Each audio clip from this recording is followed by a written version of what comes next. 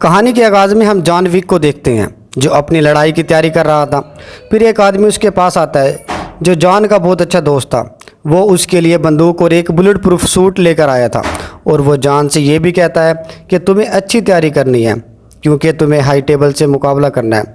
High table दरअसल एक बहुत बड़ा माफिया था जिसके लिए जॉन पहले काम करता था, लेकिन जब से जॉन ने उसके साथ काम करना छोड़ दिया उस वक्त से हाई टेबल के लोग जॉन के दुश्मन बन गए। ये सारी तैयारी जॉन ने उनके लिए ही की थी। उसके बाद हमें सहरा का मंजर दिखाया जाता है। वहाँ जॉन घोड़े पर सवार होकर बादशाह के गार्ड्स को गोली मार रहा था। वो उससे दूर भाग रहे थे लेकिन जॉन उन सबको मार डालता है। उसके बाद वो अपने बादशाह के पास जाता है। बादशाह ने उससे कहा, मैं जॉन को जानता हूँ, तुम्हारी नीयत ठीक नहीं है।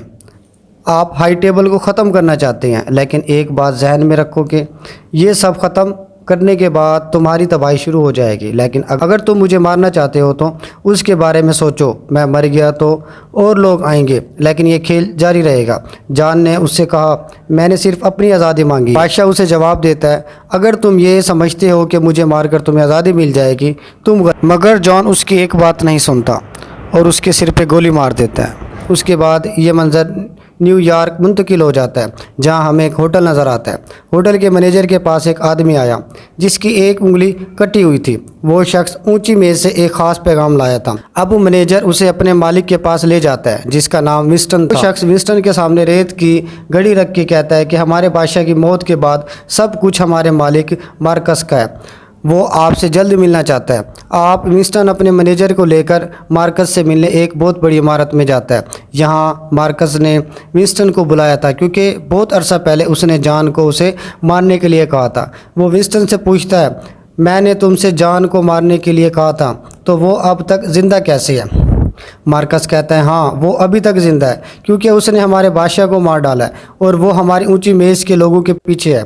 तुमने विंस्टन हमारे साथ धोखा किया है और इसकी सज़ा तुम्हें ज़रूर मिलेगी। इस घड़ी में जैसे ही वक्त पूरा होता है जो मार्कस ने होटल में अपने आदमी के हाथ भिजवाई थी, होटल में बहुत बड़ा धमाका होता है। विंस्टन का पूरा होटल तबाह बर्बाद हो जाता है। मार्कस का गुस्सा भी ठंडा नहीं होता। वो विंस्टन के मैनेजर पे भी गोली चलाकर उसे मार देता है। आगे इस कहानी में एक लड़की को देखती हैं जो वायलिन बजा रही थी। इसके पास उसके डैड भी बैठे हुए थे जिनका नाम केन था। उसकी आंखें ख़राब थी, वो सही तरह से कुछ देख नहीं सकते थे। लेकिन केन को भी मार्कस को मिलने का मैसेज मिलता है क्योंकि वो पहले ही हाई टेबल के लिए काम करता था। जब वो मार्कस से मिलने जाता है तो वो उससे कहता है, मैं जानता हूँ कि तुम हमारे बेहतरीन किलर हो जो किसी को भी आसानी से मार सकते हो। ये सब सुनकर केन कहता है, हाँ मुझे पता है लेकिन मैंने वो काम काफ़ी टाइम से छोड़ दिया। मार्कस कहता है, ज़रा सोचो, अगर तुम अपनी बेटी की जान बचाना चाहते हो तो तुम्हें हमारा एक काम करना पड़ेगा, तुम्हें इस शख्स को मारना पड़ेगा। और अब वो केन को उस आदमी का नाम दिखाता है जो कोई और नहीं बल्कि जॉन। यहाँ हमें ये भी पता चलता है जॉन और केन बहुत अच्छे दोस्त। वैसे भी केन ने उसकी बात मान ली थी क्योंकि उसे अपनी बेटी की जान बचानी थी। ये मंजर यहाँ से एक होटल की तरफ जाता है। इस होटल की ख़ास बात ये थी कि यहाँ पर रहने वाला कोई भी इंसान लड़ाई झगड़ा नहीं कर सकता था और ना ही कोई दुश्मन अपने किसी दुश्मन पर हमला कर सकता था, यानी कि डकैती, कत्ल, चोरी वगैरह इस होटल। उसकी बेटी होटल के मालिक को सारी तफसीलात बता रही थी। जब जॉन उसके पास आता है, मालिक की बेटी कहती है, अब्बा माफिया वाले उसे ढूंढ रहे हैं और वो उसका पीछा करके यहाँ भी आ सकते हैं। लेकिन होटल का मालिक कहता है, नहीं, वो मेरा दोस्त है और उसकी हिफाजत करना मेरा फ़र्ज़ है। मैं उसे उन गुंडों से ज़रूर बचाऊंगा। फिर मार्कस से कुछ लोग होटल में आते हैं जो मालिक से पूछते हैं, हमने सुना है कि जॉन ने आपके होटल में पनाह ली है, अगर वो यहाँ है तो उसे हमारे हवाले कर दो। लेकिन होटल के मालिक ने कहा, नहीं, वो यहाँ नहीं है और अगर आप तलाश करना चाहते हैं तो आप उसे ले जा सकते हैं। मार्कस ने आदमी अपने हथियार निकालकर होटल के मालिक पर हमला कर दिया। तब होटल वाले ने अपने साथियों को भी बुलाया। यहाँ ज़बरदस्त लड़ाई हो रही है। होटल मालिकान की टीम के लोग उसका बहुत बहादुरी से मुकाबला कर रही हैं। होटल में कोई तलवार वाला था तो कोई तीर चलाने में माहिर था। इस दौरान जॉन भी आ जाता है। उसके हाथ में एक छोटी सी पेंसिल गन थी। उसने आकर मार्कस के सभी गुंडे को मार दिया था। मार्कस का आदमी जब ये देखता है कि वो हारने वाला है तो वो वहाँ पर केन को अपनी मदद के लिए बुलाता है। होटल में केन भी आ गया था जो कि आंखों से अंधा ज़रूर था पर उसके पास लड़ाई करने के लिए बहुत से हथियार थे जो उसके खुद के बनाए हुए थे, जैसे कि उसके पास एक स्टिक भी थी। कोई भी उसके पास आता तो वो वाइब्रेट होती थी। तब यहाँ पर जॉन आ जाता है जिसका केन को फ़ौरन पता लग गया था। वो उसे मारने ही वाला था। उससे पहले केन जॉन को मारता, यहाँ पर एक लालची आ जाता है जो जॉन जॉन के पीछे था, क्योंकि जॉन के ऊपर मार्कस ने उसे मारने के लिए बहुत बड़ा इनाम रखा था। वो आदमी उसे केन से बचा लेता है। अगर वो चाहता तो खुद मार सकता था, क्योंकि उसे पैसों की जरूरत थी, पर वो लालची आदमी ऐसा नहीं करता। वो इंतज़ार कर रहा था कि जब इनाम बढ़ेगा तभी वो जॉन को मारेगा। इधर होटल में होटल का मालिक और उसकी बेटी गुंडू से जान बचाकर भाग रहे थे, तो उन्हें केन रोक लेता है। होटल का मालिक कहता है कि तुम कैसे भूल गए, एक वक्त ऐसा था, तुम, मैं और जॉन बहुत अच्छे दोस्त, तुम मेरी और जॉन की जान के पीछे कैसे पड़ सकते हो। इस पर वो जवाब देता है, प्लीज़ मुझे माफ़ कर दो, पर मुझे ऐसा ही करना होगा क्योंकि मेरी बेटी की जान खतरे में है। इतना कहकर वो उसे मार देता है। होटल के मालिक की बेटी यहाँ से अपनी जान बचाकर भाग गई थी। वो एक ट्रेन में पहुँच जाती है जिसमें जॉन भी था। यहाँ से उन दोनों की दोस्ती हो गई थी। फिर से हम विंस्टन को देखते हैं, जो अपने खंडर बने होटल को देख रहा था, जिसको मार्कस ने बॉम्ब से उड़ा दिया था। वहाँ पर जॉन का दोस्त भी आ जाता है, जिसको हमने कहानी के शुरू में देखा था, जो उसे लड़ाई की तैयारी करवा रहा था। इन दोनों का मार्कस ने सब कुछ ख़त्म कर दिया था, तो इसलिए ये दोनों भी अब एक साथ मिल गए थे, यानी कि ये भी मार्कस के दुश्मन थे। उधर दूसरी तरफ वही आदमी मार्कस से मिलने जाता है, जो पैसों की लालच में जॉन को मारना चाहता था। उसके पास केन भी बैठा था। मार्कस का आदमी उसे बुलाने आता है। केन उस आदमी से कहता है, मार्कस से कोई भी डील करने से पहले अच्छी तरह सोच लेना। अब वो आदमी मार्कस से मिलने जाता है, तो वो पूछता है, तुम कौन हो। बस कोई नहीं, बेनाम सा हूँ, जॉन के बारे में जानता हूँ, उसको मारने के लिए 25 मिलियन चाहिए। मैं तो ये भी जानता हूँ कि वो कहाँ है। मार्कस को उसके इस जवाब पर गुस्सा आ गया, इसलिए वो उस आदमी के हाथ पे चाकू मार देता है और उसे ये कहता है, अगर तुम इस चाकू में से हाथ निकाल लोगे तो हमारी डील पक्की हो जाएगी। वो लालची आदमी इस चांस को गंवाना नहीं चाहता था। इतना सुनकर वो आदमी चाकू को नहीं बल्कि अपने हाथ ही को चाकू से अलग कर लेता है। उसके हाथ से बहुत खून आ रहा था। यहाँ पर मार्कस के साथ उसकी डील पक्की हो जाती है। उधर विंस्टन अपने मैनेजर की कब्र पे जाता है, जिसको मार्कस ने मारा था। वहाँ पर जॉन भी आ गया था। जॉन कहता है, मुझे आपके होटल के बारे में पता चला, मैं बहुत शर्मिंदा हूँ। सब कुछ आपके साथ मेरी वजह से हुआ है, क्योंकि आपने मार्कस के कहने के बावजूद मुझे ज़िंदा छोड़ दिया था। मैं जल्दी इस सब को ख़त्म कर दूंगा। विंस्टन कहता है, इस मार्कस के पास बहुत बड़ी टीम है, मैं चाहता हूँ तुम उस मुकाबले के लिए कहो, मुझे यकीन है वो तुमसे मुकाबला ज़रूर करेगा। विंस्टन उसे यूनिवर्स मुकाबले के बारे में बताता है। वो कहता है, इसका मतलब 2 गिरानों का हेड आमने सामने हो गए, यानी यहाँ पर जॉन की कोई फैमिली नहीं थी, क्योंकि वो बहुत टाइम पहले ही अपनी फैमिली से अलग हो गया था। अब उसे मार्कस का मुकाबला करना ही था, इसलिए वो वापसी अपनी बहन के पास जाता है, जहाँ पर वो जॉन के गले में रस्सी डालकर उसे लटका देती है, क्योंकि उसे जॉन पर बहुत गुस्सा था। वो उस बात को जानती थी, टेबल के गुंडे जॉन के पीछे हैं, वो किसी भी वक्त यहाँ आ सकते हैं, जिनसे उनकी फैमिली को भी खतरा हो सकता है। वो अपनी बहन को बताता है, मैंने मार्कस को मुकाबले के लिए कहा, मगर उससे पहले मुझे अपनी फैमिली से भी ताल्लुक़ बनाना है। इसकी बहन कहती है, ठीक है, मैं तुम्हें एक शर्त पे दोबारा फिर से आने का मौका दे सकती हूँ। अगर तुम इस आदमी को मार दो जो हमारे डैड का कातिल है, तुम उसे मार दो और हमारी फैमिली का हिस्सा बन जाओ।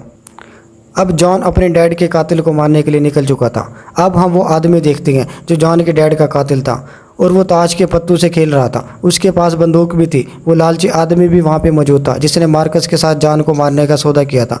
वो दोनों जानते थे कि इस आदमी के पास जॉन ज़रूर आएगा, इसलिए वो वहाँ उसका इंतज़ार कर रहे थे। और जब वहाँ जॉन आता है तो आदमी उसे कहता है, उसके डैड का कातिल था। क्या बात है जॉन, आपके बहुत से दुश्मन, ये आदमी भी तुम्हें मारना चाहता है, केन भी तुम्हें मारना चाहता है, मैं भी तुम्हें मारना चाहता हूँ। चलो पहले एक गेम खेलती हैं। अब वो सब यहाँ ताश खेलते हैं, जिसमें वो आदमी जीत गया जो जॉन के डैड का कातिल था। जॉन एक कार्ड से उस आदमी का गला काटता है। जब वो उससे भाग रहा था, जॉन उसके पीछे था। बार में डांस करते लोगों के दरमियान जाते हुए जॉन तमाम आदमी को मार देता है। जब उस आदमी की बारी आई जो वो जॉन से कम नहीं था, तो वो जॉन को बहुत मारता है, लेकिन आखिरकार जॉन उसे सीढ़ियों से धकेल देता है, जिससे उसके सर पे चोट आती है और वो वहीं दम तोड़ देता है। निशानी के तौर पे जॉन ने उस आदमी के सुनहरी दांत अपने पास रख लिया था, क्योंकि वो अपनी बहन को दिखा सके उसने अपने डैड के कातिल को मार दिया। ये सब देखने के बाद उसकी बहन ने जॉन को अपनी फैमिली में शामिल कर दिया। उनकी रस्म थी बाजू पर ड्रैगन का निशान बनाने की, वो भी जॉन के बाजू पे लगवा देती है। दूसरी तरफ विंस्टन मार्कस के पास जाता है और कहता है कि जॉन के आपको मुकाबले के लिए चैलेंज किया। ये सुनकर वो कहता है कि उसके लिए एक फैमिली की ज़रूरत है, और मैं जानता हूँ कि वो जॉन की कोई फैमिली नहीं है। विंस्टन का कहना है कि नहीं, ऐसा नहीं है, उसकी फैमिली उसकी बहन है। ठीक है, जॉन अगर मुझसे मुकाबला करना चाहता है तो मैं उससे ज़रूर करूँगा, लेकिन मेरी तरफ से मेरा कोई और आदमी होगा। वो दिन आता है, वो दिन जब उन्हें मुकाबले के बारे में फ़ैसला करना था। जॉन और मार्कस एक बहुत बड़ी ही मेज़ पर बैठे थे जहां उसके सामने कार्ड थे, लेकिन वो कार्ड गत्ते के नहीं बल्कि स्टील के बने हुए थे। यहाँ उन्हें मुकाबले की शराइत के बारे में फ़ैसला करना था। जो बड़ा नंबर लेगा उसका पलड़ा भारी होगा। इस खेल में 3 शर्तें थीं, लड़ने की जगह, हथियार और आदमी। उन्हें अगले दिन ही मुकाबले को शुरू करना था। इस गेम का सबसे बड़ा असूल ये था, अगर कोई टाइम पे नहीं पहुंचा तो उस आदमी को उस जगह पे जाकर मार दिया जाएगा जहां पर वो मौजूद होगा। इस सब के बाद जॉन केन से चर्च में मुलाकात करता है। वो दोनों एक दूसरे को बताती हैं। केन को अपनी बेटी को बचाना था, दोनों ही मजबूर थे, इसलिए दोनों ये फैसला करती हैं दोनों ही अपना काम ज़रूर करेंगे। दूसरी तरफ मार्कस का आदमी उससे बात करता है, कहता है तुमने जान से मुकाबला करके अच्छा नहीं किया, क्योंकि मैं जानता हूँ वो तुम्हें किसी भी कीमत पे जीतने नहीं देगा। मार्कस सब सुनकर ये कहता है, ऐसा तब ही होगा जब वो मुकाबले के लिए आएगा, अगर वो ना आया तो। इतना कहकर वो अपने एक आदमी के पास जाता है और कहता है इस खबर को हर जगह फैला दो, जो भी जॉन को मारेगा बहुत बड़ा इनाम दिया जाएगा उसे। इधर जॉन के पास उसका दोस्त आता है जो उसके मुकाबले के लिए एक गन और एक हिफाजती सूट लेकर आता है, क्योंकि जगह ये खबर फैल गई थी जो भी जॉन को मारेगा उसे बहुत बड़ा इनाम दिया जाएगा। शहर का हर छोटे से छोटा गुंडा जॉन के पीछे था। जॉन का सबसे बचना मुश्किल हो रहा था, पर वो अपनी जान बचाता, गाड़ी में बैठता, सब पे गोलियां चला रहा था। वो वहाँ बहुत से लोगों को मारता है। ये लालची आदमी और केन भी दूर खड़े देख रहे थे। जॉन अपनी जान बचाने के लिए एक इमारत में छुप जाता है, लेकिन मार्कस के आदमी वहाँ गए जो इस पर मुसलसल हमला कर रहे थे। अब जॉन वहाँ आता है और लालची आदमी के एक कुत्ते को बचाता है। देखकर वो लालची आदमी अब जॉन का दोस्त बन चुका था। जॉन उन सब से निकलकर आगे बढ़ता है। रात भी गुजर गई थी, सुबह होने वाली। जॉन को 200 सीढ़ियाँ चढ़कर पहाड़ पर पहुंचना था जहां पर उसका मुकाबला होने वाला था, लेकिन यहां पर फिर से गुंडे आ जाते हैं। वो इतना थकने के बावजूद उनका मुकाबला कर रहा था। इधर केन और लालची आदमी भी उसकी मदद के लिए आ जाते हैं। ये तीनों मिलकर उनका मुकाबला कर रहे थे। इतना सब कुछ देखने के बाद आखिरकार जॉन अपने मुकाबले के लिए पहुंच गया। इस मुकाबले में केन मार्कस की तरफ से लड़ने वाला था।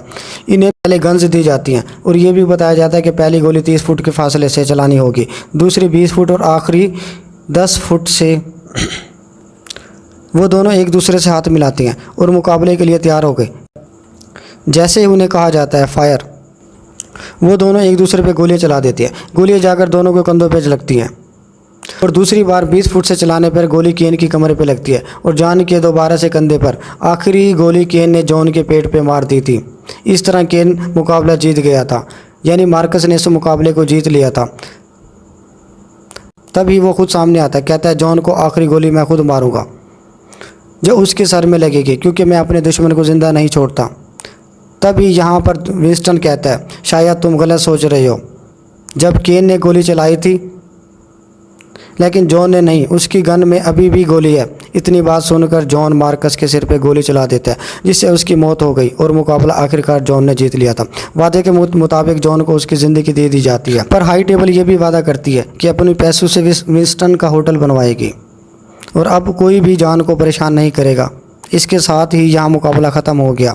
जॉन सीढ़ियों से नीचे गिरता है क्योंकि वो बहुत ज़ख्मी था। इस कहानी के आखिर में जॉन की कब्र अपनी बीवी और जॉन के प्यार करने वाले शोहर के साथ नज़र आती है। यहाँ विंस्टन और जॉन के दोस्त उसकी कब्र पे थे। इस कहानी में हमें जॉन को मरते हुए नहीं दिखाया जाता है। कोई नहीं जानता कि वो ज़िंदा है या मर गया है, या विंस्टन ने अपनी सच्चाई छुपाने के लिए जैली कब्र बनाई है। ये कहानी यहाँ ख़त्म हो जाती है। Hello guys, if you like my videos, like and subscribe please.